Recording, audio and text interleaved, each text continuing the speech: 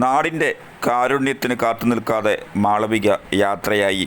ഇരുവൃക്കകളും തകരാറിലായി ചികിത്സയിലായിരുന്ന താമരക്കുളം വേടരപ്ലാവ് 17-ാം വാർഡിൽ കുഴിവേലിത്തെക്കേതിൽ പരേതനായ രാജേശ്വറിൻ്റെയും ഉഷാകുമാരിയുടെയും ഏക മകളായ 24-കാരി മാളവികയാണ് തിങ്കളാഴ്ച രാവിലെ 11-ന് അകാലത്തിൽ വിട പറഞ്ഞത്.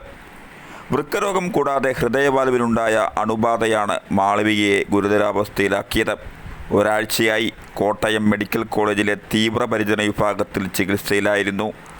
മാളവികയുടെ ജീവൻ രക്ഷിക്കുവാൻ അടിയന്തര ശസ്ത്രക്രിയയ്ക്കായി നാട്ടുകാർ ചികിത്സാ സഹായ സമിതി രൂപീകരിച്ച് ധനസമാഹരണം നടത്തി വരവെയാണ് നാടിനെ ദുഃഖത്തിലാക്കി മാളവിക യാത്രയായത്. രോഗബാധയെ തുടർന്നാണ് പിതാവ് രാജേശ്വരനും 4 വർഷം മുമ്പ് മരണപ്പെട്ടത്. താമരക്കുളം VVHSSൽ +2 പഠനം കഴിഞ്ഞ് തൃശൂർ മിനർവ അക്കാഡമിയിൽ നിന്നും അനസ്തേഷ്യ കോഴ്സ് മാളവിക പൂർത്തിയാക്കിയിരുന്നു. സംസ്കാരം ചൊവ്വാഴ്ച രാവിലെ 10-ന് വീട്ടുവളപ്പിൽ നടക്കും.